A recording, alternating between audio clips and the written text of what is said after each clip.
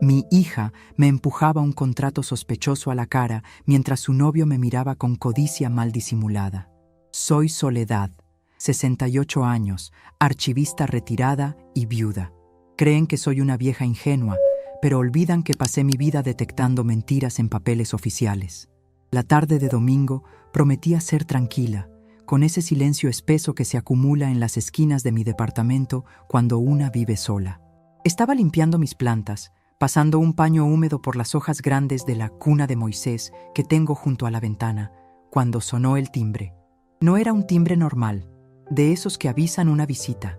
Era insistente, nervioso, 3 o 4 toques seguidos que me hicieron fruncir el ceño.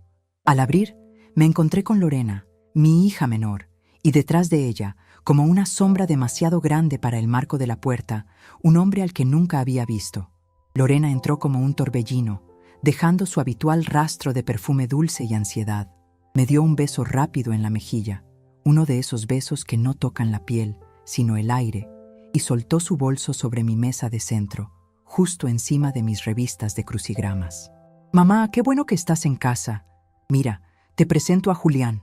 Es un genio, mamá, un verdadero genio de las finanzas». El hombre, Julián, dio un paso adelante.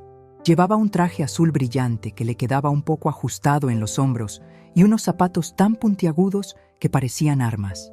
Su sonrisa era blanca, demasiado blanca, de esas que se compran en un consultorio dental y no nacen de la alegría.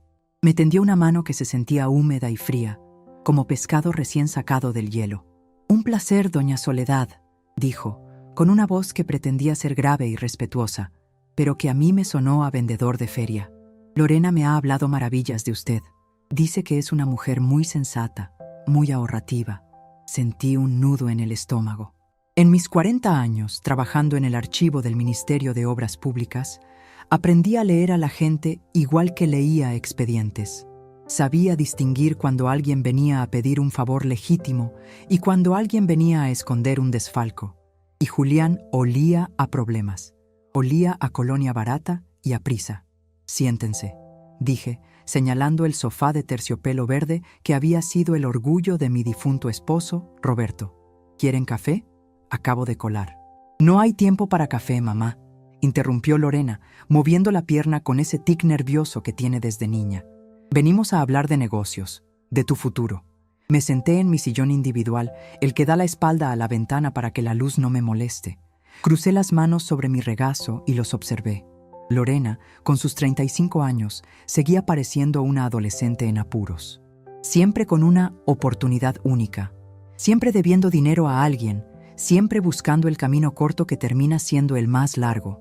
Y este hombre tenía los ojos puestos en mi vitrina, calculando el valor de la platería. ¿Mi futuro?, pregunté, manteniendo la voz calmada. «Mi futuro está bastante resuelto, hija. Tengo mi pensión, mi casa y mis plantas. No necesito mucho más». Julián soltó una risita condescendiente y abrió un maletín de cuero sintético que traía consigo. Sacó una carpeta gruesa, llena de papeles con pestañas de colores, y la puso sobre la mesa, empujando mis crucigramas al suelo sin pedir perdón. «Doña Soledad, con todo respeto, la inflación se está comiendo sus ahorros», empezó a recitar como si hubiera memorizado un guión de televisión. «El dinero bajo el colchón o en esas cuentas de ahorro viejas del Banco Estatal es dinero muerto». Lorena me contó sobre la indemnización que recibió cuando se jubiló y sobre la venta del terreno en el sur. Me quedé helada. Esos eran datos que yo solo le había confiado a mi hija en momentos de intimidad, esperando que fueran un secreto familiar. Sentí una punzada de dolor, no en el pecho, sino en el orgullo. Mi propia hija le había dado el inventario de mi vida a este desconocido. «Es una inversión de alto rendimiento, mamá», dijo Lorena, inclinándose hacia mí con los ojos brillantes de desesperación. «Julián maneja carteras de clientes exclusivos. Es criptomoneda respaldada en bienes raíces, algo súper moderno. Vas a duplicar tu capital en 6 meses. Duplicar. Podrías viajar. Podrías ayudarnos más». Ahí estaba la verdad. No era por mí. Era por ellos. Julián desplegó los documentos sobre la mesa. Eran hojas llenas de gráficos de barras, letras minúsculas y términos en inglés que seguramente esperaban que una anciana como yo no entendiera. Blockchain, leverage, high yield, palabras vacías para esconder la trampa. Solo necesitamos su firma aquí, aquí y aquí, dijo Julián, destapando una pluma dorada y señalando las líneas punteadas al final de un contrato que parecía tener 20 páginas. Y una copia de su documento de identidad. Nosotros nos encargamos de la transferencia bancaria. Usted no tiene que hacer filas, ni ir al banco, ni molestarse con nada. Yo seré su apoderado para esta gestión. Me incliné un poco. Mis ojos, aunque cansados, seguían siendo agudos para lo importante. Leí el encabezado al revés. No había logotipo de ninguna empresa registrada en la Comisión de Valores. La dirección legal que aparecía en el pie de página era un apartado postal en una zona franca. Y lo peor, en la cláusula tercera, alcancé a distinguir la palabra irrevocable junto a poder amplio de administración. No querían invertir mi dinero, querían quitármelo. Querían que les firmara un poder para vaciar mis cuentas. Esto parece muy complejo, dije, estirando la mano para tocar el papel. Era papel bond barato, de bajo gramaje. Un contrato serio se imprime en papel de calidad. Esas son las cosas que un archivista nota. ¿Dónde está la oficina física de su empresa, joven? Todo es digital ahora, doña Soledad, respondió él rápido, demasiado rápido. Las oficinas físicas son cosa del pasado. Solo generan gastos que reducen sus ganancias. Nosotros operamos en la nube. En la nube, repetí, saboreando la ironía. O sea, en el aire. Lorena bufó, impaciente. Se levantó y se puso detrás de mí, poniéndome las manos en los hombros. Sus manos temblaban. Mamá, por favor, no empieces con tus interrogatorios de funcionaria pública. Julián sabe lo que hace. Él me ha ayudado mucho. ¿Te ha ayudado a pagar tus deudas, Lorena?, pregunté suavemente. ¿O te ha ayudado a crear nuevas? Ella apretó mis hombros con fuerza, casi haciéndome daño. Firma ya, mamá, es una oportunidad que se vence hoy. Si no entramos hoy al fondo, perdemos la tasa preferencial. Deja de ser tan desconfiada y ayuda a tu familia por una vez. La frase me golpeó como una bofetada. ¿Ayudar a mi familia por una vez? Trabajé 40 años levantándome a las 5 de la mañana. Pagué su universidad privada cosiendo ropa los fines de semana cuando el sueldo del ministerio no alcanzaba. Cuidé a su padre durante su larga enfermedad sin pedirle un peso ni un minuto de su tiempo a ella. Y ahora, sentada en mi propia sala, me acusaba de egoísta porque dudaba en entregarle el sudor de toda mi vida a un tipo con zapatos de punta. Sentí una tristeza profunda, un pozo oscuro que se abría en mi pecho, pero junto con la tristeza surgió algo más, algo duro y frío, como el acero de los estantes metálicos donde guardaba los expedientes clasificados. Era la indignación, la furia de ser subestimada. Miré a Julián. Estaba moviendo el pie, impaciente, mirando su reloj de muñeca, un reloj que probablemente era una imitación, igual que su negocio.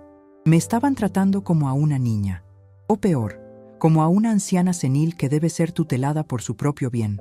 Tomé la pluma que me ofrecía. Pesaba poco, plástico pintado de dorado. Bueno, dije, y vi cómo los ojos de Lorena se iluminaban con alivio. Si ustedes dicen que es lo mejor, acerqué la pluma al papel. La punta estaba a milímetros de la línea de firma. Podía escuchar la respiración contenida de ambos. El silencio en la sala era absoluto, solo roto por el zumbido lejano de la nevera en la cocina. Entonces dejé caer la pluma sobre la mesa. ¡Clac! ¡Ay, caramba!, suspiré llevándome una mano a la frente. No veo bien. Las letras se me bailan. No puedo firmar algo que no veo claro. Mi papá siempre decía que uno no firma lo que no lee, y yo soy muy obediente con los dichos de los muertos. Mamá, yo te lo leo, dijo Lorena desesperada, agarrando el papel. No, no, hija. Tú lees muy rápido y te comes las comas. Y las comas son importantes. Una coma mal puesta cambia el sentido de una herencia o de una sentencia de muerte. Me hice la confundida, parpadeando exageradamente. Necesito mis lentes, los de leer, los de marco rojo. ¿Dónde están? Yo voy por ellos, se ofreció Julián, levantándose de un salto. Ya se sentía dueño de la casa. No, no se moleste, joven. Deben estar en mi mesa de noche. O quizás en la cocina, o tal vez los dejé en el baño de visitas. ¡Ay, mi cabeza! Ya no sé dónde dejo las cosas. Me levanté despacio, apoyándome en el brazo del sillón, fingiendo una fragilidad que no tenía. Mis rodillas estaban fuertes, mi espalda estaba recta, pero ellos solo veían el cabello gris y el cardigan de lana. «Vayan buscando por ahí mientras yo busco en mi bolso», dije, señalando hacia el pasillo. «Lorena, busca en la cocina. Julián, mire a ver si están sobre el aparador del comedor». Se miraron entre ellos, frustrados, pero obedecieron. La codicia los hacía dóciles. Querían la firma y si buscar unos lentes era el precio, lo pagarían. En cuanto desaparecieron por el pasillo, mi postura cambió. Enderecé la espalda. Mis movimientos se volvieron precisos, rápidos. No había tiempo que perder. Metí la mano en el bolsillo de mi falda y saqué mi teléfono celular. No era un modelo viejo de teclas grandes como ellos pensaban que usaba. Era un teléfono inteligente moderno que aprendí a usar viendo tutoriales en internet porque me gusta estar informada. Desbloqueé la pantalla con mi huella digital. No busqué lentes en Google. Busqué en mis contactos. Pasé por alto a mis amigas del grupo de costura y a mis primas del pueblo. Fui directo a la letra C. Castillo, Armando. El doctor Armando Castillo. Fue el asesor legal del ministerio durante 20 años. Un hombre temido por sus enemigos y respetado por sus aliados. Nos habíamos jubilado casi al mismo tiempo, pero manteníamos la costumbre de almorzar una vez al mes para criticar la política actual. Armando me debía un par de favores grandes de cuando extravié ciertos expedientes que sus rivales políticos buscaban, y luego los encontré cuando el peligro había pasado. Marqué el número. Sonó una vez, 2 veces. Mientras esperaba, miré hacia el pasillo. Escuchaba a Lorena abriendo cajones en la cocina con violencia. Escuchaba los pasos de Julián en el comedor. Tenía quizás 2 minutos antes de que regresaran. ¿Aló?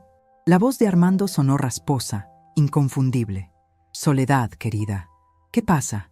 Es domingo. ¿Se quemó el Archivo Nacional? Peor, Armando». Susurré con la voz firme y clara, sin rastro de la anciana confundida de hace un momento. «Tengo una situación de seguridad doméstica, intento de estafa, coacción y posible abuso de confianza. Los perpetradores están en mi domicilio ahora mismo». Hubo un silencio breve al otro lado. Armando cambió el tono inmediatamente. Ya no era el amigo, era el abogado. «¿Estás en peligro físico?» «No inmediato. Creen que soy una vieja tonta que perdió los lentes. Necesito que vengas. Y necesito que traigas esa carpeta negra, la que usamos para los casos de intimidación rápida». «¿Quiénes son?» «Mi hija. Y un tal Julián, supuesto asesor financiero. Quieren que les firme un poder total sobre mis bienes y cuentas.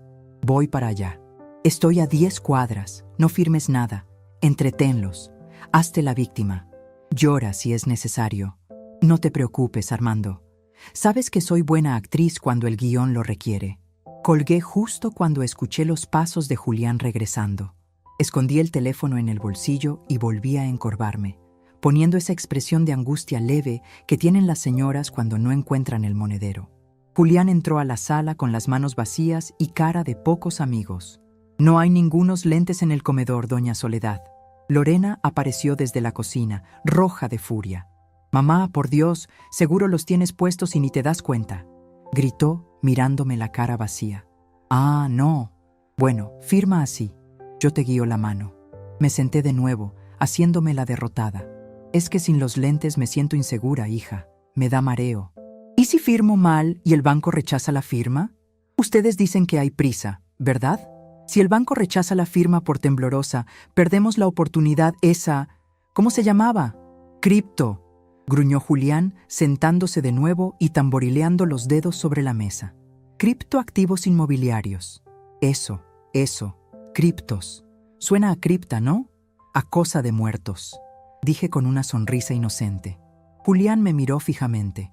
Por un segundo, vi un destello de duda en sus ojos. Tal vez notó que mi comentario fue demasiado agudo, pero la ambición es una venda muy gruesa. Desechó la duda y volvió a poner su sonrisa de tiburón. «Es el futuro, doña Soledad. El futuro. Mire, hagamos algo. Intente firmar en esta hoja en blanco primero. Practique». Me pasó una hoja suelta. La tomé. Mi mano temblaba a propósito. Hice un garabato ilegible. ¡Ay, qué desastre!, lamenté. Parecen patas de araña. Lorena se llevó las manos a la cabeza. Esto es imposible. Vamos a perder el bono de entrada. Tranquila, mi amor, le dije, palmoteando su brazo. Ya me estoy acordando. Creo que los dejé en mi cuarto, dentro del cajón de las medias. Pero esa gaveta se traba.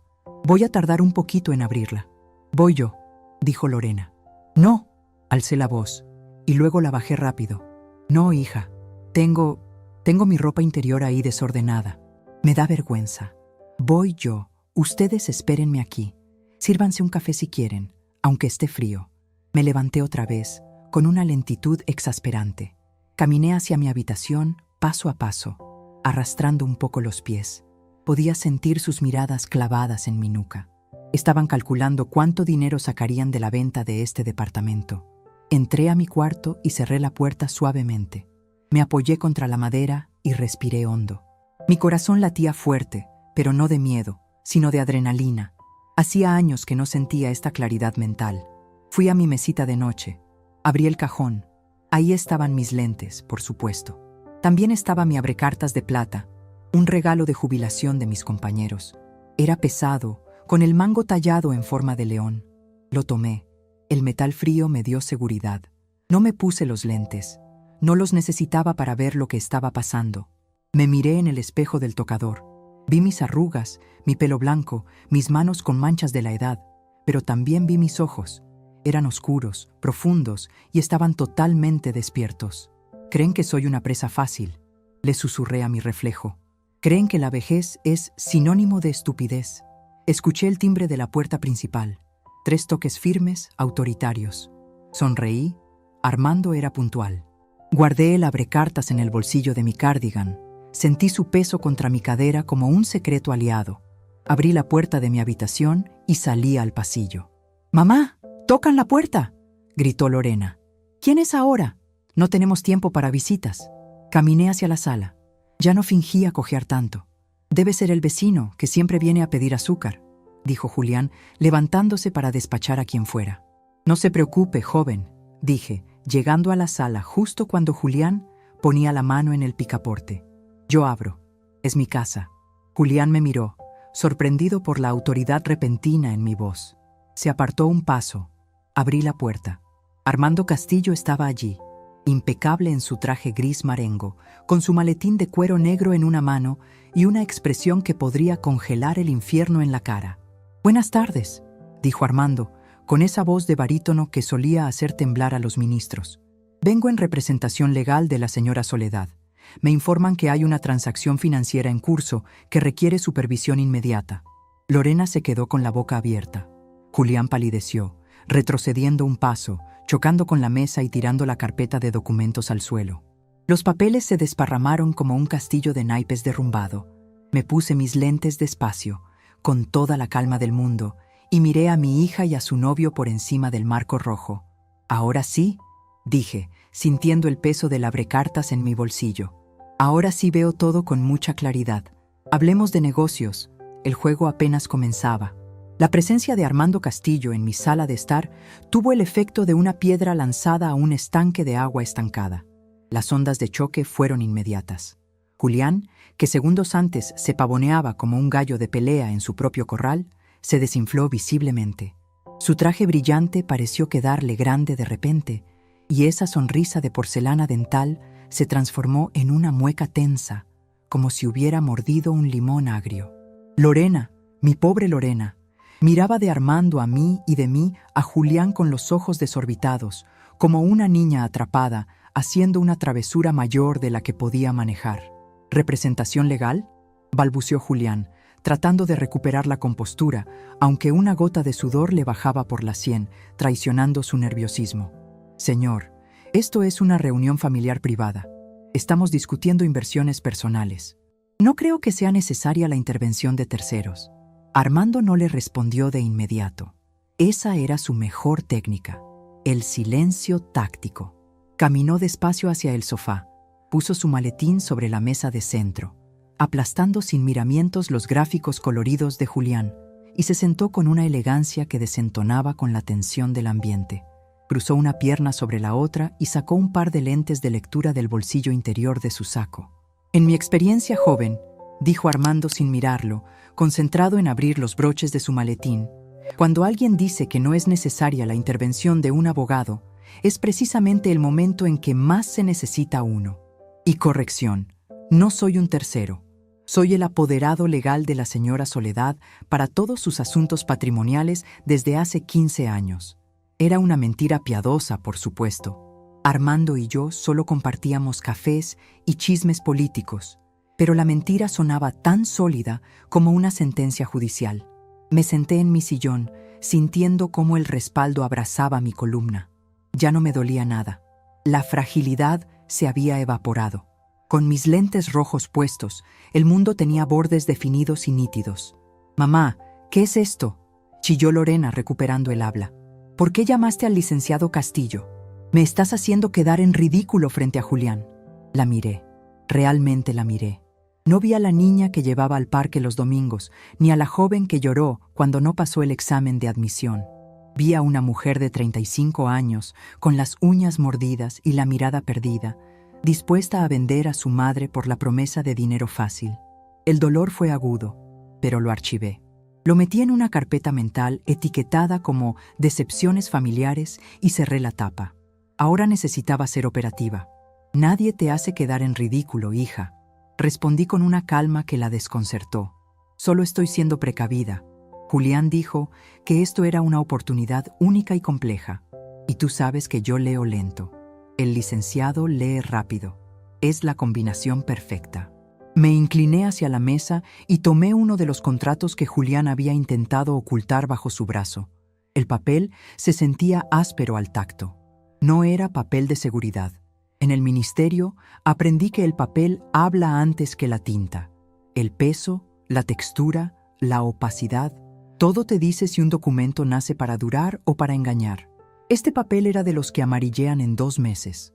«Veamos», dijo Armando extendiendo la mano. Le pasé el documento. Julián intentó intervenir, poniendo una mano sobre la mesa. «Oiga, esos son documentos confidenciales de mi firma. Tienen propiedad intelectual». Armando levantó la vista por encima de sus lentes. Sus ojos eran 2 pozos de hielo. «Si le estoy pidiendo a mi cliente que firme esto, deja de ser confidencial para convertirse en vinculante, joven. Y si es una estafa, se convierte en evidencia penal. Usted elige cómo quiere que lo clasifique».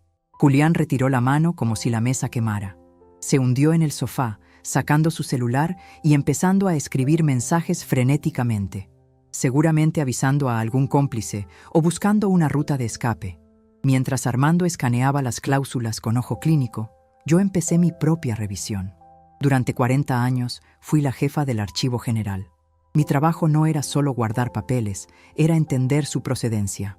Sabía rastrear la historia de una decisión a través de sellos, firmas y fechas. Tomé la hoja donde me pedían los datos bancarios. Miré el encabezado. Inversiones Globales Terra Nova S.A. El nombre sonaba grandilocuente, diseñado para impresionar. Pero mis ojos se fueron directo al registro fiscal, impreso en letra microscópica al pie de página. RFC, IGT 8900. Fruncí el ceño. Ese formato de registro no correspondía a una sociedad anónima de servicios financieros. La nomenclatura, el dígito verificador, mi cerebro, entrenado en miles de expedientes, detectó la anomalía al instante. Ese era un registro temporal, de los que se sacan para empresas fantasma que duran lo que dura una obra pública mal hecha. Además, la dirección fiscal, Avenida Reforma 225, Oficina 4B. Sonreí para mis adentros. Una sonrisa pequeña, imperceptible. Conocía ese edificio. El ministerio tenía una bodega en el sótano de esa dirección hace 20 años. Era un edificio viejo, condenado por protección civil tras el último temblor fuerte. Ahí no había oficinas de lujo, ni servidores en la nube. Solo había ratas y polvo. «Curioso», murmuré, pasando la yema del dedo por el logo pixelado. «¿Qué pasa, mamá?», preguntó Lorena con la voz temblorosa. Ya no sonaba enojada, sonaba asustada. Quizás empezaba a darse cuenta de que el suelo se movía bajo sus pies. «Nada, hija. Solo recordaba que en la avenida Reforma 225 venden unas tortas de jamón muy buenas en la entrada. No sabía que ahora tenían oficinas de criptomonedas en el cuarto piso, sobre todo porque el cuarto piso se derrumbó parcialmente en el 2017. Julián dejó de escribir en su celular. Levantó la cabeza, pálido. Nos mudamos hace poco. Es una dirección provisional, dijo, tartamudeando por primera vez. Ah, ya veo, asentí, haciéndome la despistada. Debe ser muy aireado trabajar ahí. Armando soltó una risa seca, un sonido corto y rasposo. Me miró con complicidad. Él sabía que yo ya había encontrado el primer hilo suelto del suéter, y cuando yo encontraba un hilo, tiraba de él hasta dejar al otro desnudo. Me levanté y caminé hacia mi escritorio, un mueble de roble antiguo que estaba en la esquina de la sala. Lorena y Julián me siguieron con la mirada. Creen que ahí guardo recetas de cocina y fotos viejas. No tienen idea. Abrí el segundo cajón con una llavecita que llevo colgada al cuello, debajo de mi blusa. Saqué una carpeta beige, simple, sin marcas. Regresé al sillón y la puse sobre mis rodillas. ¿Saben?, dije, alisando la cubierta de la carpeta. La gente siempre piensa que las viejas como yo no hacemos nada más que ver novelas y regar plantas. Piensan que nuestro cerebro se encoge con la edad, que nos volvemos transparentes. Miré a Lorena. Ella bajó la vista, avergonzada. Pero la verdad es que tenemos mucho tiempo libre. Y el tiempo libre es peligroso si se sabe usar. Yo leo el diario oficial todos los días, Julián. Reviso los edictos de quiebra, las listas de empresas sancionadas, los boletines judiciales. Es mi manera de hacer crucigramas. Me mantiene ágil. Abrí la carpeta. No tenía nada sobre Julián específicamente, no todavía, pero tenía recortes de periódico de los últimos 6 meses sobre estafas piramidales en bienes raíces. Y tenía mis propios apuntes bancarios. Lorena me dijo que eras un genio financiero, Julián, que manejabas carteras exclusivas. Así es, doña Soledad, respondió él, intentando recuperar su arrogancia, aunque su voz sonaba más fina. Tengo certificaciones internacionales. Qué bueno, porque aquí en este contrato, dijo Armando, interviniendo justo a tiempo, en la cláusula 8 dice que la jurisdicción para cualquier reclamo es las Islas Caimán. Y en la cláusula 10, usted renuncia a cualquier acción penal en caso de pérdida total por volatilidad de mercado. Básicamente, Soledad le entrega su dinero, usted lo invierte. Dice que el mercado cayó, se queda con todo y ella no puede demandarlo ni aquí ni en China.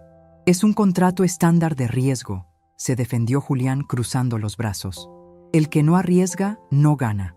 El que arriesga a lo tonto, pierde seguro, repliqué yo. Sentí una oleada de calor subirme por el pecho. No era un sofoco de la menopausia, era la ira pura y destilada de años de ser tratada con condescendencia.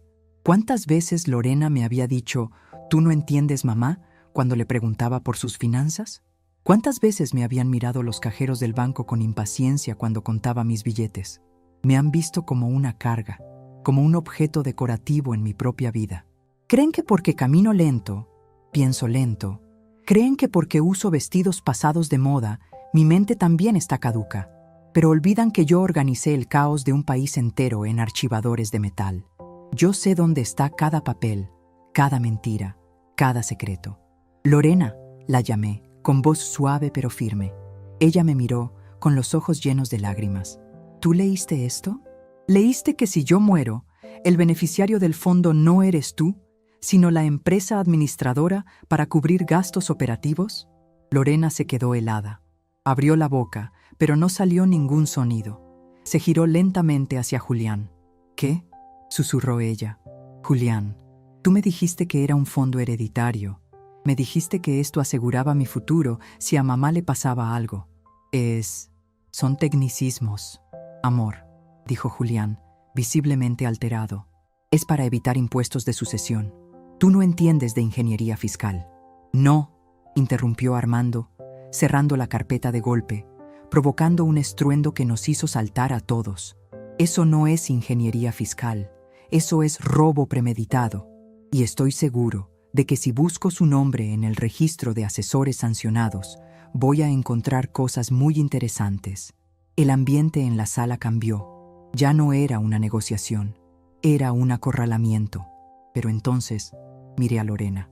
Estaba destruida, no solo por la estafa, sino por la traición emocional. Ese hombre la había manipulado usando su miedo a la pobreza y su ambición. Y aunque ella había sido cómplice en traerme al matadero, seguía siendo mi hija, mi tonta y desesperada hija. Si los echaba ahora, Julián desaparecería. Cambiaría de teléfono, de nombre, y buscaría a otra vieja y a otra hija ingenua. Y Lorena se quedaría con la deuda emocional y probablemente financiera. No, eso era demasiado fácil. El instinto que desarrollé en los pasillos del poder se despertó por completo. No basta con detener el golpe. Hay que desarmar al atacante para que no vuelva a levantar la mano. Necesitaba saber más. Necesitaba saber quién estaba detrás de Julián. Porque tipos como él, con trajes baratos y discursos memorizados, rara vez trabajan solos. Son peones. Y yo quería al rey. Respiré hondo y suavicé mi expresión. Me quité los lentes despacio y me froté el puente de la nariz, volviendo a adoptar, solo por un momento, la máscara de la anciana confundida. ¡Ay, Dios mío!, suspiré. Tanta letra, tanto problema legal. Me están dando palpitaciones. Armando, no seas tan duro con el muchacho. A lo mejor es solo un error de redacción. Ya sabes que hoy en día los jóvenes copian y pegan todo de internet. Armando me miró, desconcertado por un segundo, pero vio el brillo en mis ojos. Entendió. Era un viejo zorro. Sabía cuándo jugar al policía malo y cuándo dejarme ser la policía buena. Es un error muy grave, Soledad, gruñó Armando, siguiéndome la corriente. Podría costarte la casa. Lo sé, pero Lorena dice que Julián es un genio y yo quiero confiar en mi hija. Miré a Julián, que me observaba con cautela, como un animal que ve la puerta de la jaula entreabierta. Joven, si esto es un malentendido, supongo que no tendrá problema en dejarnos los documentos para revisarlos con calma. Armando y yo los estudiaremos esta semana. Si todo está en orden, firmamos el viernes. Julián parpadeó. Su cerebro de estafador estaba calculando las probabilidades. Podía salir corriendo ahora y perder la presa, o podía esperar unos días y arriesgarse a ser descubierto, pero con la posibilidad de llevarse el premio gordo. La codicia es una droga muy potente. Nubla el juicio más que el alcohol. No sé. La oferta de la tasa preferencial vence hoy, dijo, pero con menos convicción. Bueno, si vence hoy, pues ni modo, dije, encogiéndome de hombros y haciendo ademán de levantarme. Me quedaré con mis ahorros en el Banco del Estado, ganando centavos. Una lástima, porque pensaba invertir también el dinero de la venta de la casa de la playa de mi hermana. Ella también está buscando dónde poner su capital. Lancé el anzuelo. No tengo hermana, y no hay casa en la playa, pero vi cómo se le dilataban las pupilas a Julián. El signo de pesos se le dibujó en la cara. ¿Su hermana?, preguntó, inclinándose hacia adelante. ¿Hablamos de un capital similar? Oh, no, mucho mayor. Mi hermana se casó muy bien. Mentí con una naturalidad que asustó hasta a Armando. Pero ella es más desconfiada que yo. Necesitaría ver que mi inversión funciona primero. Julián tragó saliva. La posibilidad de una doble estafa era demasiado tentadora para dejarla pasar. Se pasó la lengua por los labios secos. Podría hablar con mis socios. Tal vez podamos extender la tasa preferencial hasta el viernes, como una excepción especialísima para usted, doña Soledad. Eso sería maravilloso. Sonreí dulcemente. Así Armando revisa los papeles. Usted nos trae las correcciones de esas cláusulas feas que mencionó el licenciado y todos contentos. ¿Le parece? Julián asintió vigorosamente, cerrando su maletín. Se sentía a salvo de nuevo. Creía que había esquivado la bala. Pobre iluso. No sabía que acababa de entrar voluntariamente en la trampa. Me parece perfecto. El viernes entonces, a la misma hora, Lorena seguía en silencio, mirándome con una mezcla de confusión y alivio. Ella sabía que algo no cuadraba, pero no se atrevía a hablar. «Excelente», dijo Armando, poniéndose de pie y abrochándose el saco. «Yo me quedaré con una copia del contrato actual, para cotejar las correcciones, por supuesto». Julián dudó, pero no pudo negarse sin parecer culpable. Le entregó el juego de copias a Armando con mano temblorosa. «Vámonos, Lorena», dijo Julián, agarrando a mi hija del brazo con demasiada fuerza. «No», intervine yo, con voz de acero. Lorena se queda. Hace mucho que no almorzamos juntas y tenemos que hablar de cosas de madre e hija. Tú puedes irte, Julián. Conoces la salida. El hombre miró a Lorena, esperando que ella lo siguiera como siempre. Pero Lorena estaba hundida en el sofá, derrotada. Julián soltó un bufido, dio media vuelta y salió de mi departamento con sus zapatos puntiagudos haciendo eco en el pasillo. Cuando la puerta se cerró, el silencio volvió a la sala. Pero ya no era un silencio pacífico. Era el silencio eléctrico que precede a la tormenta. Armando se quitó los lentes y me miró con una sonrisa torcida. ¿La casa de la playa de tu hermana? Soledad, eres terrible. Hay que darle queso al ratón para que no muerda el cable antes de que caiga la trampa, respondí, caminando hacia la ventana para ver salir a Julián. Lo vi subir a un auto deportivo rojo, viejo y abollado, que estaba estacionado en doble fila. Anoté mentalmente la placa, 784 BXS. Me giré hacia Lorena. Ella estaba llorando en silencio, con la cabeza entre las manos. Mamá, yo creía que... Me acerqué a ella. No la abracé. No todavía. Necesitaba que entendiera la gravedad de lo que había hecho. Me senté frente a ella y le levanté la barbilla para que me mirara a los ojos. Escúchame bien, Lorena. Ese hombre es un delincuente, y tú casi le abres la puerta para que me robara la vida. Lo siento, mamá. Tengo deudas, muchas deudas. Él dijo que me ayudaría. Ya hablaremos de tus deudas. Ahora vamos a hablar de cómo vamos a destruir a ese hombre. Saqué mi teléfono y le tomé una foto a la placa del auto desde la ventana, aunque ya estaba lejos.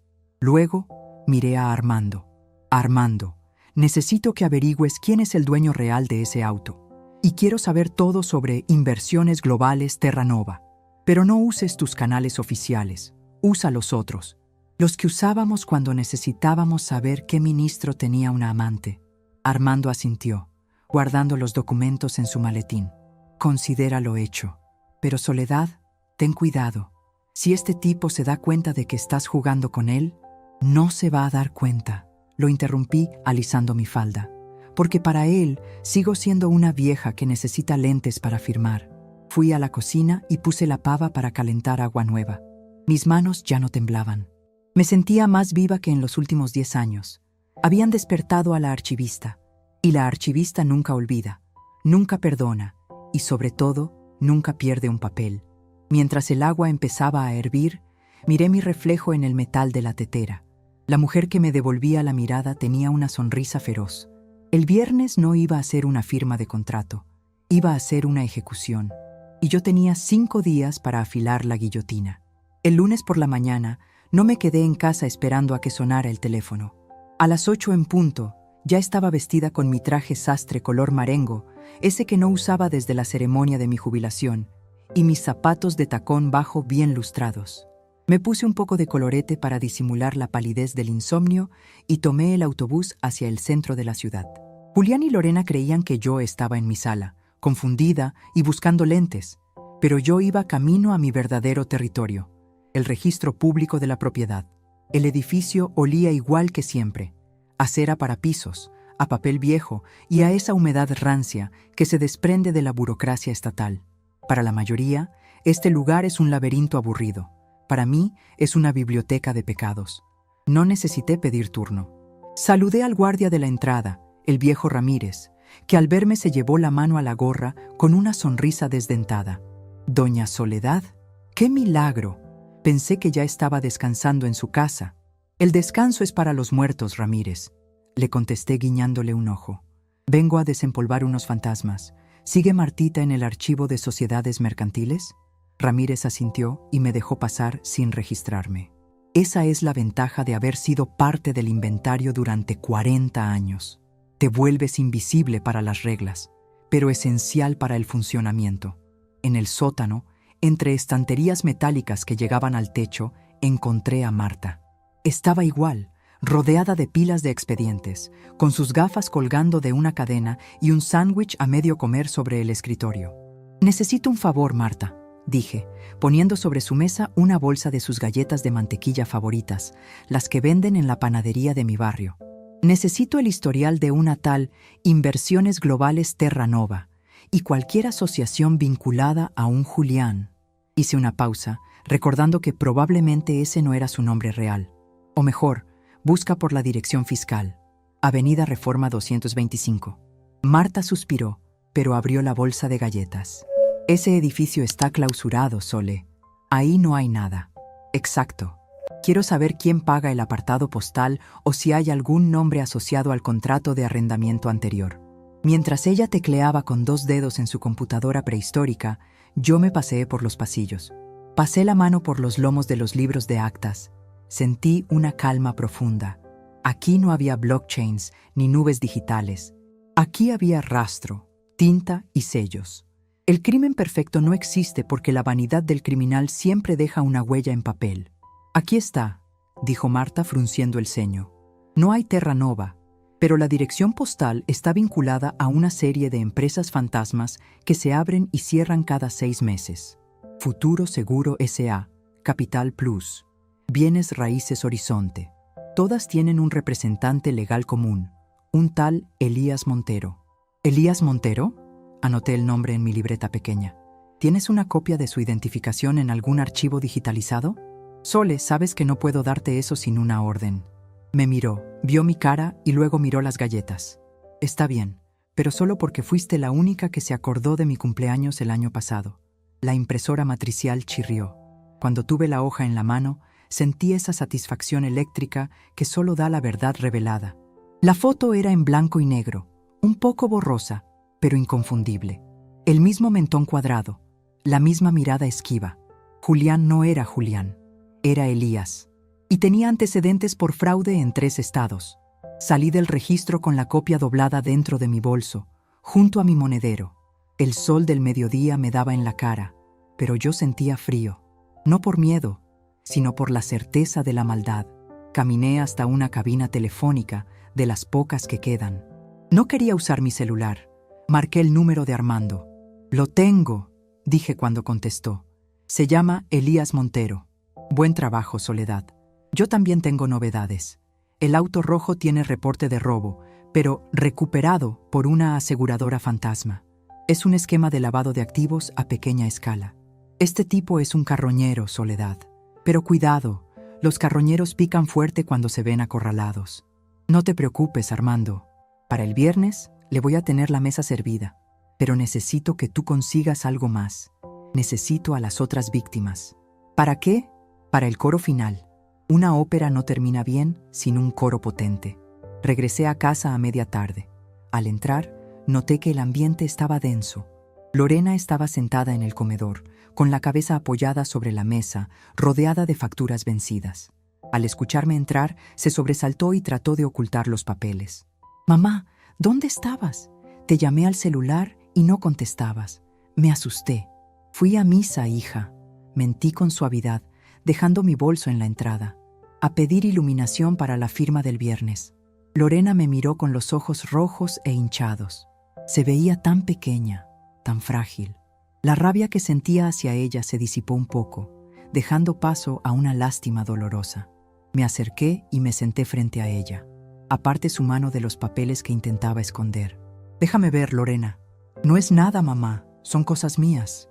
«Lorena», dije, usando mi voz de madre, esa que no admite réplicas. «Si voy a entregarle mis ahorros a tu novio, tengo derecho a saber por qué estás tan desesperada». Ella rompió a llorar. Fue un llanto feo, ruidoso, de esos que se han guardado durante meses. Entre sollozos, me contó la verdad. No era solo ambición. Era una deuda de juego de su exmarido que le habían endosado a ella por haber firmado como aval solidario. 200,000 pesos. Los intereses la estaban ahogando. Julián le había prometido que con la comisión de mi inversión pagaría la deuda y la sacaría del buró de crédito. Me dijo que solo necesitaba tu firma, mamá, que el dinero lo moveríamos rápido y te lo devolveríamos con ganancias. Bueno, una parte.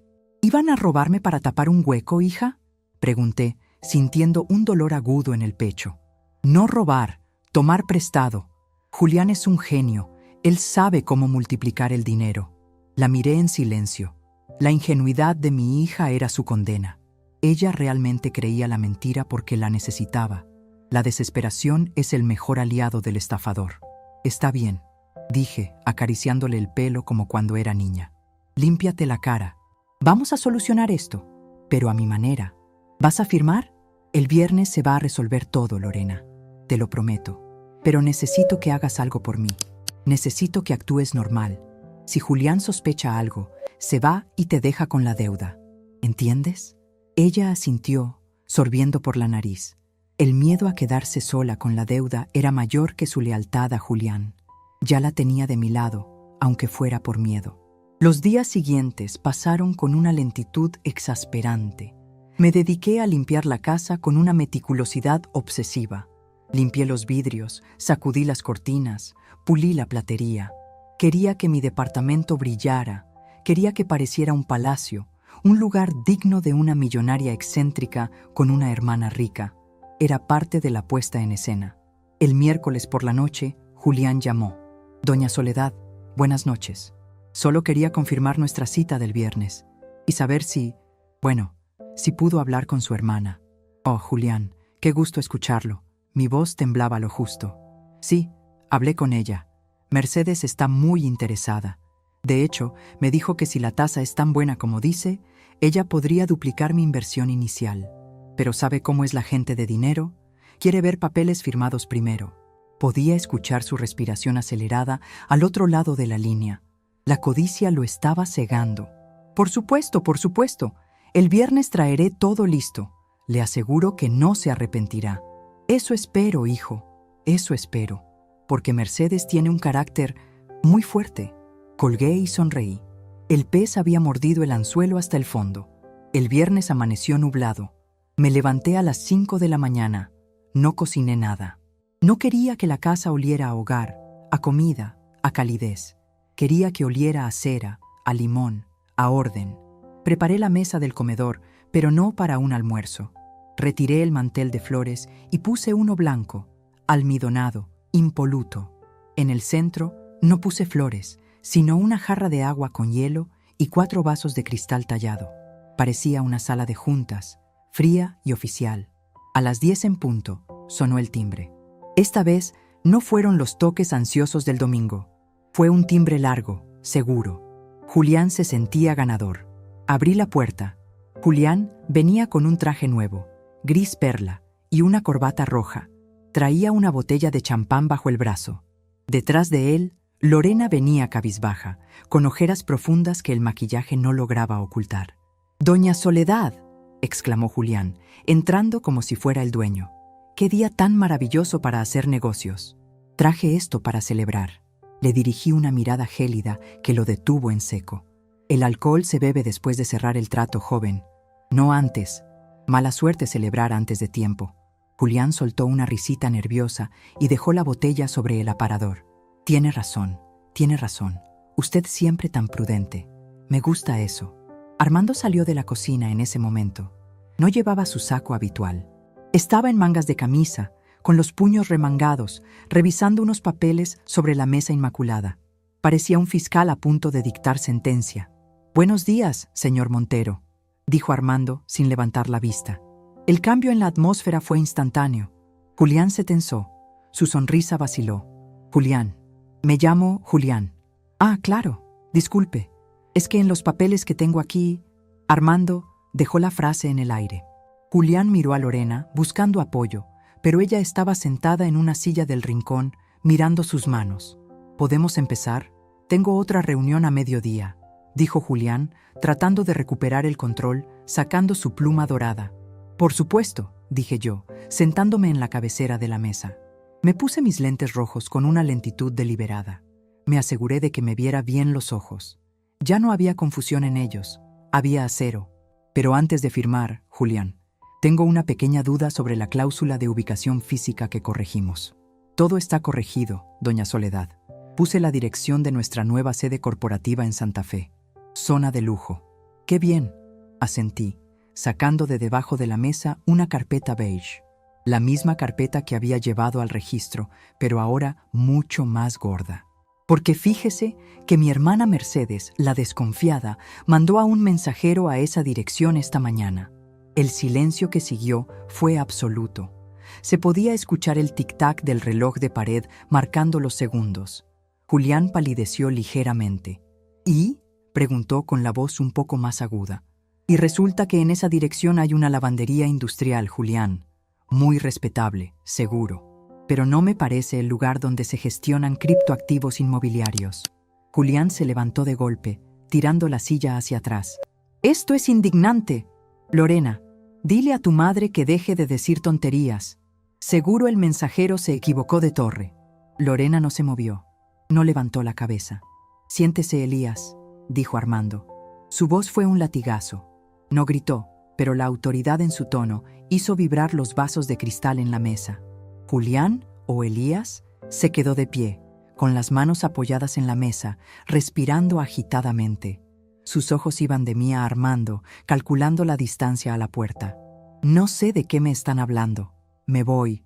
Lorena, ¿vienes conmigo o te olvidas de nuestra ayuda?» «Nadie se va a ir a ningún lado todavía», intervine yo, abriendo la carpeta. Saqué la foto impresa que me había dado Marta. La puse sobre el mantel blanco, boca arriba. La cara de Elías Montero nos miraba desde el papel. «Porque tenemos que hablar de sus otras empresas, de Futuro Seguro, de Capital Plus y de la señora Carmen, de 80 años, que perdió su casa en la colonia Roma hace 6 meses con un esquema idéntico». Julián miró la foto. Su arrogancia se desmoronó como un edificio mal cimentado. Su rostro se transformó. La máscara de vendedor exitoso cayó y dejó ver al delincuente acorralado, con los ojos inyectados en miedo y furia. «Ustedes no saben con quién se están metiendo», siseó, y su voz ya no era grave y educada, sino barriobajera. «Yo solo soy el gestor. Hay gente detrás de mí que no es tan paciente como yo. Si no firman, los problemas de Lorena van a parecer un juego de niños comparado con lo que les va a pasar». Era una amenaza directa. En otro tiempo, quizás me hubiera asustado, pero miré a mi hija, temblando en el rincón, y luego miré mis manos sobre la mesa. Manos viejas, con manchas, pero manos que habían sostenido a una familia y archivado la historia de un país. Me quité los lentes y los dejé sobre la mesa con un clac suave. «Te equivocas, muchacho», dije, levantándome despacio. No era alta, pero en ese momento me sentí gigante. «Tú eres el que no sabe con quién se metió. Crees que porque soy vieja soy débil. Crees que porque soy mujer soy tonta.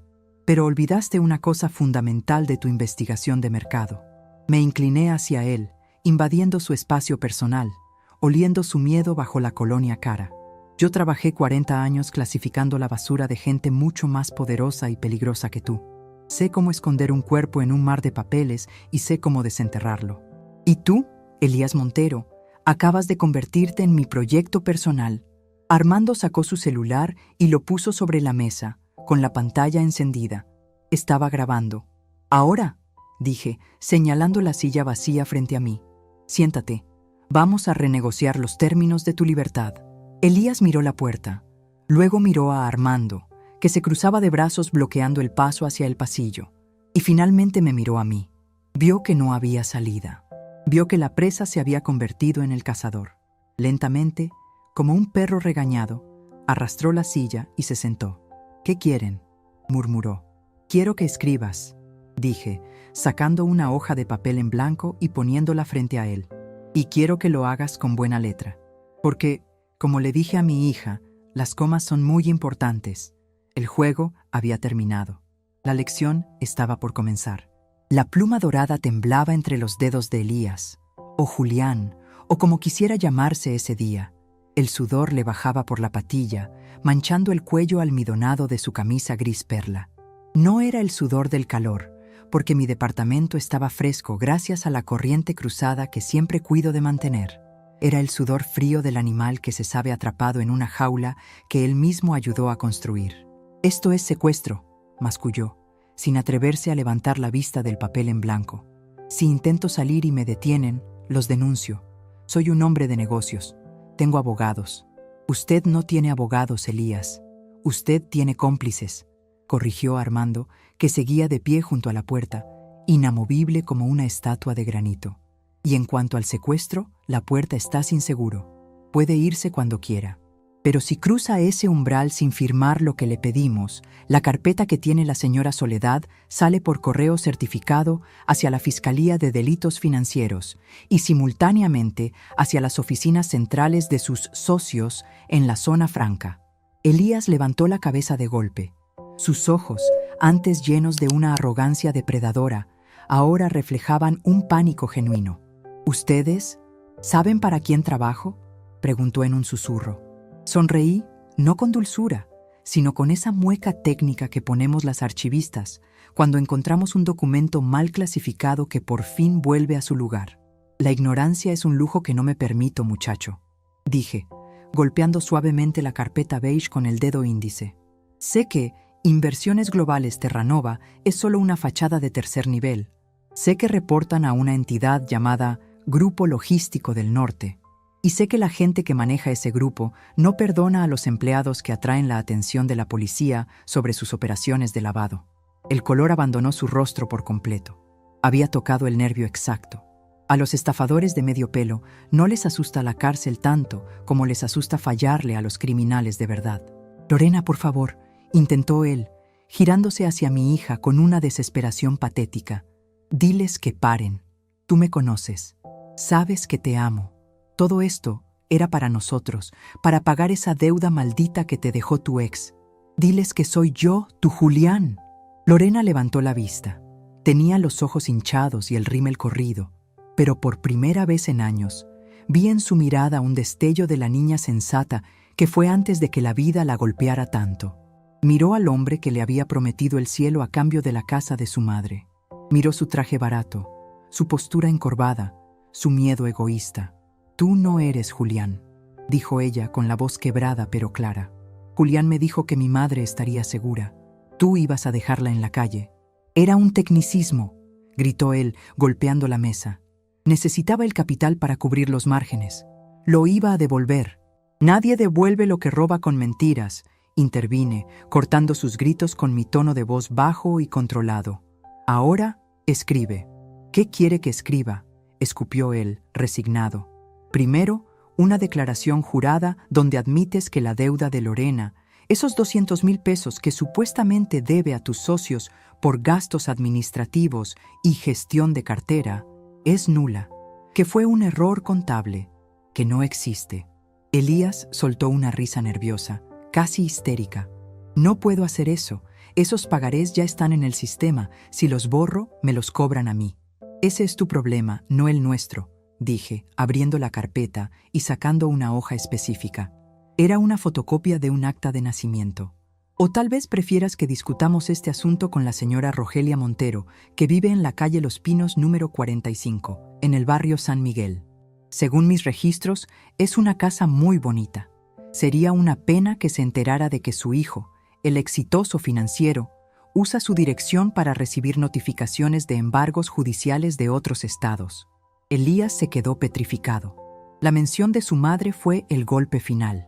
Los hombres como él pueden vender a sus novias, traicionar a sus amigos y robar a ancianas, pero suelen tener un terror sagrado a que sus madres descubran quiénes son realmente. O peor, a que sus madres sufran las consecuencias de sus actos. «No se meta con mi vieja», gruñó, pero ya no había fuerza en su amenaza. Era una súplica. «Entonces escribe», ordené, señalando el papel, «y hazlo con letra legible». El sonido de la pluma rasgando el papel llenó el silencio de la habitación. Era un sonido áspero, rítmico. Ras, ras, ras. Lorena observaba fascinada y horrorizada a la vez. Veía cómo el hombre que la había dominado emocionalmente se reducía a un escribano temeroso bajo la mirada de su madre, la jubilada inofensiva. Mientras él escribía, yo me levanté y fui hacia la vitrina del comedor. Saqué un sello de goma antiguo y una almohadilla de tinta azul que guardaba allí junto a las copas de licor. Es curioso lo que una guarda. Siempre pensé que algún día volvería a necesitar sellar algo importante. Terminé, dijo Elías, empujando la hoja hacia mí. La tomé. Me ajusté los lentes rojos y leí despacio. Yo, Elías Montero, declaro por la presente que la deuda atribuida a la señorita Lorena... Te faltó poner tu número de identificación oficial, le señalé, devolviéndole la hoja. Y la fecha. Pon la fecha de hoy. Y la hora. La precisión es la madre de la legalidad. Él resopló, pero obedeció. Cuando terminó, Armando se acercó, revisó el documento con ojo clínico y asintió. Es válido como reconocimiento de deuda inexistente y confesión de fraude en grado de tentativa. Con esto, cualquier juez anula los pagarés de Lorena antes del desayuno. Bien, dije. Ahora, la segunda parte. ¿Hay más? Elías parecía a punto de llorar. Por supuesto. Necesito la lista. ¿Qué lista? La lista de las otras personas a las que has estafado en los últimos 6 meses con este esquema de Inversiones Terranova. Nombres, montos y, lo más importante, ¿dónde está el dinero ahora? Elías se puso de pie de un salto, tirando la silla hacia atrás. ¡Estás loca! Si te doy eso, me matan. Literalmente me matan. Una cosa es perdonar una deuda de mierda, otra cosa es entregar la operación. Armando dio un paso al frente, pero yo levanté la mano para detenerlo. No necesitaba fuerza bruta, tenía algo mejor. Siéntate, muchacho, dije con calma. No me vas a dar la lista para que yo vaya a la policía hoy. Me la vas a dar como seguro de vida. Él me miró, confundido, con el pecho subiendo y bajando agitadamente. ¿Seguro de vida? Exacto. Verás, Elías, yo soy una mujer mayor. Tengo mucho tiempo libre y muy poca paciencia para las injusticias. Si tú te vas de aquí y desapareces, si dejas en paz a mi hija y te dedicas a vender, no sé, zapatos o Biblias, esa lista se queda guardada en mi caja fuerte. Nadie la ve. Será mi pequeño secreto, igual que tu identidad real. Hice una pausa para dejar que la idea se asentara.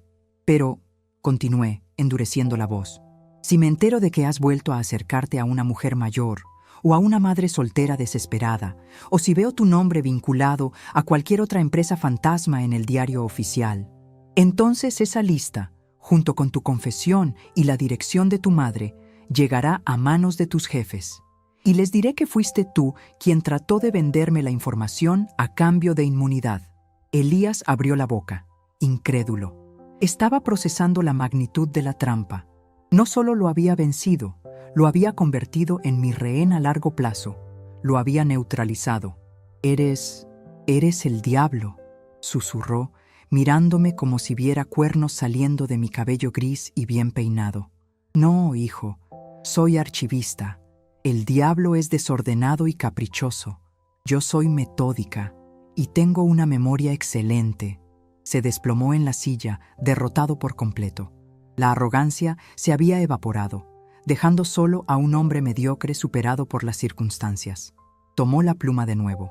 Esta vez, su mano temblaba tanto que tuvo que sujetarse la muñeca con la otra mano para poder escribir. Durante los siguientes 20 minutos, Elías escribió nombres que yo ya sospechaba y otros que no conocía. Doña Carmen, el señor Rivas, la viuda de González. Cada nombre era una historia de dolor, de ahorros perdidos, de confianza traicionada. Sentí una punzada de tristeza, pero la guardé para después. Ahora no era momento de llorar, era momento de documentar. Lorena se había levantado y estaba parada detrás de mí, leyendo por encima de mi hombro. Escuché su respiración entrecortada cuando vio la cantidad de dinero que Elías había robado. 3 millones, susurró ella. Dios mío, Julián, ¿todo esto te robaste? Él no contestó. Seguía escribiendo, vaciando su memoria y su carrera criminal en una hoja de papel bond sobre mi mesa de comedor. Cuando terminó, firmó al final sin que yo se lo pidiera. Me entregó las hojas como quien entrega un arma cargada. ¿Ya me puedo ir?, preguntó, con la voz rota. Tomé las hojas, las revisé. Estaban completas. Saqué mi sello, lo entinté en la almohadilla azul y lo estampé con fuerza en la esquina superior derecha de cada hoja. ¡Pam! ¡Pam! El sonido resonó con una finalidad absoluta. Sí, dije guardando los documentos en mi carpeta. Ya puedes irte. Pero antes, déjame la pluma. ¿La pluma? Es una Montblanc. Bueno, es una imitación buena. No me importa la marca. Me importa que es el instrumento del delito. Y además, me gusta cómo escribe. Déjala ahí. Elías dejó la pluma dorada sobre el mantel blanco. Se ajustó el saco, que ahora parecía quedarle 2 tallas más grande, y caminó hacia la puerta. No miró a Lorena. No me miró a mí. Solo miró el pomo de la puerta como si fuera la salida de un incendio. Ah, y Elías. Lo llamé justo cuando abría la puerta. Se detuvo, tenso. Asegúrate de que el auto arranque. La grúa municipal suele pasar a esta hora por la calle. Sería una lástima que te quedaras a pie con ese traje tan llamativo. Salió sin decir palabra y cerró la puerta tras de sí. Escuchamos sus pasos apresurados bajando las escaleras, tropezando en su huida. El silencio volvió al departamento, pero esta vez no era un silencio tenso. Era un silencio limpio, como el aire después de una tormenta fuerte que se lleva el polvo. Armando soltó un suspiro largo y se dejó caer en el sofá, aflojándose la corbata. Soledad, recuérdame nunca, jamás, hacerte enojar. Lo de la dirección de la madre fue un toque maestro, pero cruel. La crueldad es necesaria cuando se trata de proteger el nido, Armando, respondí, caminando hacia la ventana. Miré hacia abajo. Vi a Elías salir del edificio, correr hacia su auto rojo y arrancar con un chirrido de llantas, perdiéndose en el tráfico de la avenida. Se iba, y con él se iba la amenaza. Me giré hacia Lorena. Ella seguía de pie junto a la mesa, mirando el lugar vacío donde había estado su prometido. Parecía perdida, como si le hubieran quitado el piso. «¿Mamá?», empezó a decir, y se le quebró la voz. Me acerqué a ella. Ya no había necesidad de ser la generala de hierro. Ahora podía volver a ser su madre. «Ya pasó, hija. Ya pasó. Soy una estúpida», sollozó, cubriéndose la cara con las manos. «Casi te hago perder todo. Casi te arruino la vida por ser una ilusa. Creí que me amaba. Creí que por fin iba a tener suerte». La abracé. Sentí sus hombros sacudirse con el llanto. Olía a su perfume dulce, pero debajo olía a miedo y a cansancio. «No eres estúpida, Lorena. Eres confiada. Y la confianza es una virtud, aunque gente como él la convierta en un defecto. Pero escucha bien lo que te voy a decir». Me separé un poco para mirarla a los ojos. Le limpié una lágrima con mi pulgar. «Nadie te va a salvar, hija. Ni un novio con traje brillante, ni un golpe de suerte en la lotería, ni una inversión mágica. La única persona que te puede salvar eres tú misma, y nosotras, las mujeres de esta familia». Lorena asintió, sorbiendo por la nariz. «¿Y ahora qué hacemos? Tengo deudas reales, mamá, aparte de las de Julián. El banco, las tarjetas». Miré la carpeta sobre la mesa. Ahí estaba el poder. Pero el poder no sirve de nada si no se usa para construir. «Ahora vamos a almorzar», dije con firmeza. «Tengo un pollo en el horno que puse a fuego lento antes de que llegaran. Y mientras comemos, vamos a hacer un plan de verdad, con lápiz, papel y calculadora, sin magia, con trabajo». Armando se levantó del sofá sonriendo. «¿Hay lugar para un abogado hambriento en esa mesa de estrategia?» «Siempre, Armando. Pero lávate las manos, que tocaste a ese sinvergüenza». Fui a la cocina a sacar el pollo. El olor a romero y limón llenó la casa, borrando el rastro de la colonia barata de Elías. Mientras servía la comida, sentí una paz profunda.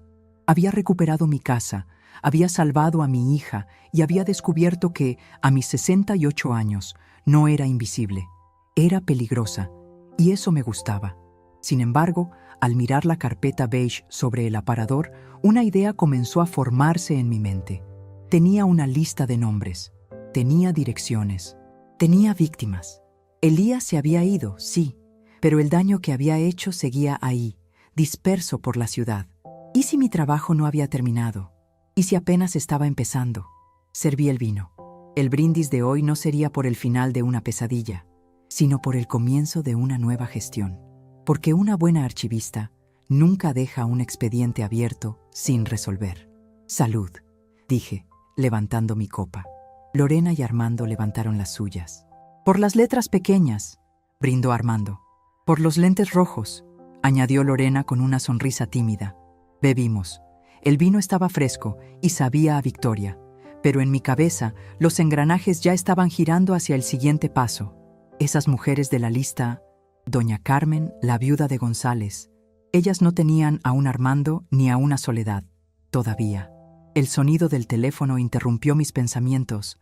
No era el mío, era el de Lorena. Ella lo miró y palideció. Es un número desconocido. Contesta», le dije tranquila. «Pon el altavoz». Lorena obedeció con manos temblorosas. «¿Bueno? ¿Lorena?». Una voz de mujer, mayor, rasposa, sonó al otro lado. Hablo de parte de la señora Carmen. Encontré tu número en un papel que se le cayó a ese tal Julián hace meses. Me dijeron que tú eras su novia. Necesito saber si es verdad que ese hombre es un ladrón, porque acaban de llegar unos hombres a desalojarme. Lorena me miró, pidiendo auxilio con los ojos. Tomé el teléfono de sus manos. Señora, habla Soledad, la madre de Lorena. No se mueva de ahí y no les abra la puerta a esos hombres. Dígales que su abogada va en camino. Colgué y miré a Armando. Él ya estaba poniéndose el saco, con esa chispa de batalla en los ojos. ¿El pollo es para llevar?, preguntó. Sonreí. La jubilación acababa de terminar oficialmente. El pollo asado terminó siendo nuestra comida de batalla, devorado en recipientes de plástico sobre las rodillas, mientras Armando conducía su viejo sedán a través del tráfico de la tarde. Lorena iba en el asiento trasero, tecleando furiosamente en su teléfono, buscando direcciones y cruzando datos con la rapidez de quien quiere expiar sus culpas. Yo iba de copiloto, con la carpeta beige apretada contra el pecho como si fuera un escudo medieval. No íbamos a una fiesta, íbamos a una guerra, y mi estómago, curiosamente, ya no tenía nudos. Tenía hambre, hambre de justicia. Llegamos a la colonia Roma, a una de esas calles donde los edificios modernos de cristal amenazan con tragarse a las viejas casonas de estilo afrancesado que quedan. La casa de doña Carmen era una de esas supervivientes. Fachada color crema descascarada, balcones de hierro forjado y una puerta de madera maciza que en ese momento estaba siendo golpeada por dos hombres con chalecos reflectantes y carpetas en la mano. «Ahí están», dijo Lorena, señalando con el dedo tembloroso. «Son los de la gestora». Armando estacionó el auto en doble fila, con esa impunidad que solo tienen los abogados viejos que conocen el reglamento de tránsito mejor que los oficiales. «¿Lista, Soledad?», me preguntó, apagando el motor. Me limpié la comisura de los labios con una servilleta de papel, me acomodé el saco y me puse mis lentes rojos. Nunca he estado más lista, Armando. Vamos a enseñarles a estos buitres que la carne que buscan está demasiado dura para sus picos. Bajamos del auto. Mis zapatos de tacón bajo resonaron en la acera con un ritmo marcial. Los hombres en la puerta de doña Carmen se giraron al vernos. Eran jóvenes, corpulentos, con esa expresión de aburrimiento cruel de quien ejecuta órdenes sin hacer preguntas. «Señora, no puede pasar. Esto es un procedimiento de recuperación de activo», dijo el más alto, interponiéndose en mi camino. No me detuve. No bajé la mirada. Caminé hasta quedar a medio metro de él, invadiendo su espacio, obligándolo a mirarme hacia abajo. «Joven, hágase a un lado antes de que le pida su identificación y descubra que su chaleco es comprado en el mercado y que su orden de desalojo no tiene el sello del Juzgado Quinto Civil, que es el único competente para esta zona». El hombre parpadeó, confundido por la jerga técnica saliendo de una anciana con bolso de mano. «¿Quién es usted?», preguntó, dubitativo. «Soy la pesadilla administrativa de su jefe», respondí con una sonrisa afilada. «Y él es mi abogado». Armando dio un paso al frente, sacando de su maletín una copia del documento que Elías había firmado hacía apenas una hora. «Buenas tardes, caballeros. Represento a la señora Carmen y a la coalición de acreedores de Inversiones Terranova. Tengo aquí una confesión firmada y sellada del señor Elías Montero, representante legal de la entidad que supuestamente los envió, admitiendo la nulidad de los contratos por vicios de origen y fraude procesal». Los hombres intercambiaron miradas nerviosas. La mención de fraude y nulidad suele tener un efecto mágico. Convierte a los bravucones en ciudadanos preocupados por su propio pellejo. «A nosotros solo nos mandaron a cambiar la chapa», murmuró el segundo hombre, bajando la carpeta que traía. «Pues les sugiero que se vayan a cambiar chapas a otro lado», intervine yo, con voz de maestra regañona. «Porque si tocan esa puerta una vez más, la patrulla que mi hija acaba de llamar no va a ser tan comprensiva como nosotros». Lorena, que se había mantenido al margen grabando todo con su celular, levantó el aparato para que vieran que la llamada al 911 estaba en curso. Fue el golpe de gracia. Los hombres refunfuñaron algo ininteligible, se dieron la vuelta y caminaron rápido hacia una camioneta blanca estacionada en la esquina. Esperé a que la camioneta arrancara y desapareciera. Solo entonces me giré hacia la puerta de madera y toqué el timbre. 3 veces, suavemente. La puerta se abrió apenas una rendija, asegurada por una cadena oxidada. Un ojo lloroso y asustado nos miró desde la oscuridad del vestíbulo. ¿Se fueron?, preguntó una voz temblorosa. Se fueron, doña Carmen, dije, suavizando mi tono hasta hacerlo dulce. Soy Soledad. Lorena me contó lo que pasó. Abra, por favor. Traemos té y buenas noticias. La cadena se deslizó. La puerta se abrió y apareció una mujer pequeña, con el cabello blanco recogido en un chongo desordenado y un suéter tejido que le quedaba grande. Se veía tan frágil como una hoja seca a punto de romperse. Al ver a Lorena, doña Carmen retrocedió un paso, con miedo. Tú eres la novia de ese hombre malo, susurró. Lorena se adelantó, con los ojos llenos de lágrimas, y por primera vez en su vida no se justificó ni puso excusas. Se arrodilló frente a la anciana, bajando la cabeza. Lo era, señora Carmen, y fui una tonta y una ciega. Él nos engañó a las dos, pero a mí me usó para llegar a usted.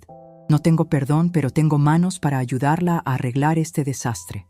Perdóneme, por favor. Carmen miró a la joven arrodillada y luego me miró a mí. Vio en mis ojos la misma determinación y el mismo dolor de madre.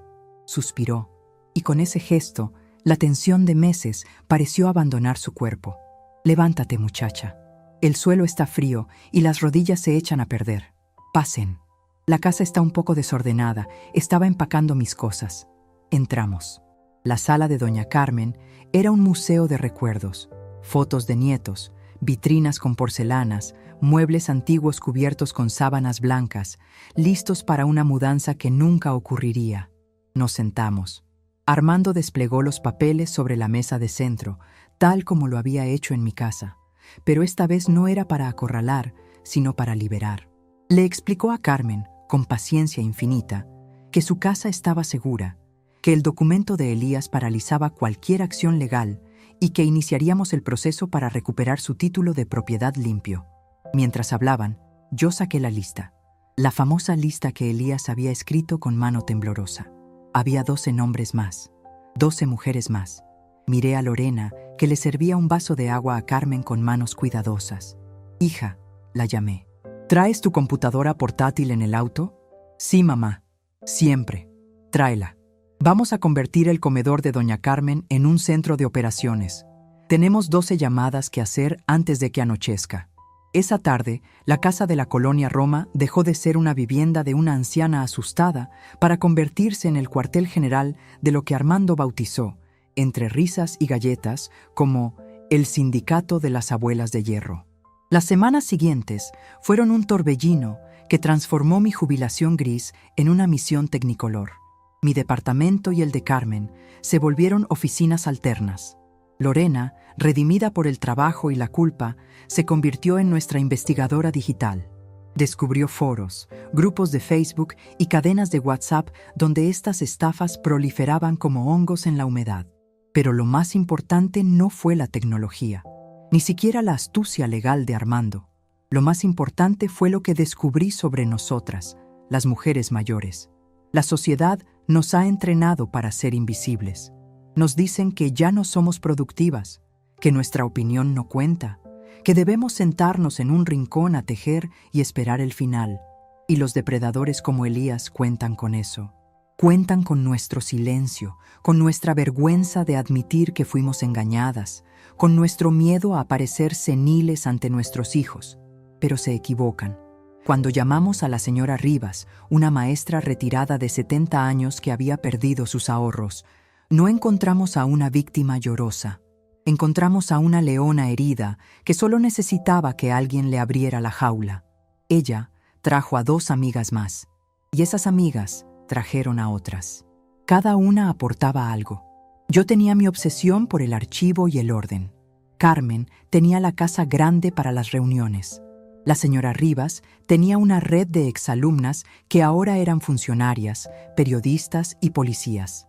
Empezamos a tejer una red de protección que ningún asesor financiero de traje brillante podría romper. Un martes por la tarde, 3 meses después del incidente con Elías, estábamos reunidas en mi casa. La mesa del comedor estaba cubierta de expedientes, tazas de café y un pastel de elote que había traído Mercedes. Sí, La hermana imaginaria resultó tener una tocaya real en el grupo. Lorena entró corriendo desde la sala, con el teléfono en la mano y una sonrisa que le iluminaba la cara. «¡Mamá! ¡Armando! Pongan las noticias. Canal 4». Encendí el televisor. Ahí estaba, en la pantalla, la imagen de un operativo policial. Hombres uniformados sacaban cajas y computadoras de un edificio de oficinas en el norte de la ciudad.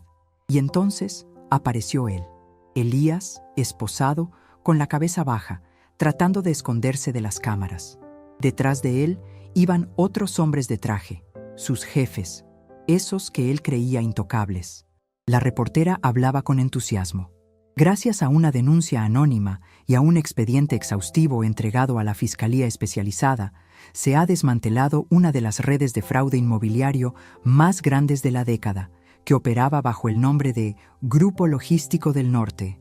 Denuncia anónima. Sonreí. No había sido tan anónima. Había llevado mi sello personal en cada página, mi firma al calce de cada evidencia, y la furia organizada de 15 mujeres que decidieron que no es una oración completa. En la sala estallaron los aplausos. Carmen lloraba de alegría abrazada a la señora Rivas. Armando levantó su taza de café en un brindis silencioso hacia mí. Lorena se acercó y me abrazó por la espalda, apoyando su barbilla en mi hombro. «Lo lograste, mamá. Los destruiste». Me giré para mirarla. Ya no veía a la niña inmadura. Veía a una mujer que estaba aprendiendo el valor del esfuerzo real. Había conseguido un trabajo de medio tiempo en el despacho de Armando, organizando archivos, irónicamente, y estudiando contabilidad por las noches para pagar sus deudas propias, peso a peso, sin atajos mágicos. No los destruí yo sola, hija. Los destruimos porque cometieron el error de pensar que éramos basura. Y la basura, cuando se junta y se comprime, se vuelve combustible. Elías y sus socios irían a la cárcel. Eso estaba bien. Pero lo que habíamos construido aquí, en esta mesa llena de migajas de pastel y documentos legales, era mucho más valioso que cualquier sentencia judicial. Habíamos recuperado nuestra dignidad. Esa noche, cuando todas se fueron y la casa quedó en silencio, no sentí la soledad habitual. Mis plantas, mi cuna de Moisés, parecían más verdes, más vivas bajo la luz de la luna que entraba por la ventana. Me senté en mi sillón favorito, el de terciopelo verde, pero no encendí la televisión para ver novelas. Saqué mi libreta nueva. En la portada había escrito: Asociación de Defensa Patrimonial, la experiencia cuenta. Era un nombre provisional, un poco largo, pero a Armando le gustaba. Tenía 3 mensajes nuevos en el contestador. Mujeres que habían escuchado rumores, amigas de amigas que tenían un problemita con un contrato. Mañana tendría trabajo. Mañana tendría que ponerme el traje sastre, los lentes rojos y salir a pelear. Miré mis manos. Las mismas manos con manchas de la edad, las mismas articulaciones que a veces dolían con la lluvia. Pero ya no me parecían viejas. Me parecían herramientas. Herramientas expertas, afiladas por el tiempo, listas para desmontar mentiras. Me acordé de lo que Julián o Elías me había dicho aquel primer día. El dinero bajo el colchón es dinero muerto. Pobre diablo. Nunca entendió nada. El verdadero capital no es el dinero. El verdadero capital es la memoria. Es saber quién eres, de dónde vienes y qué eres capaz de hacer cuando alguien amenaza lo que amas. Cerré la libreta y apagué la luz. No necesitaba soñar con un futuro mejor, porque estaba demasiado ocupada construyéndolo. Y a mis 68 años, con una hija recuperada, un abogado leal y un ejército de abuelas a mi espalda, sentí algo que ninguna inversión de alto riesgo podría darme jamás. Me sentí indispensable. La vida, descubrí, no se acaba cuando te jubilas. A veces, es justo ahí cuando empieza la verdadera carrera. Y yo, Soledad, archivista retirada y cazadora de estafadores, apenas estaba calentando motores.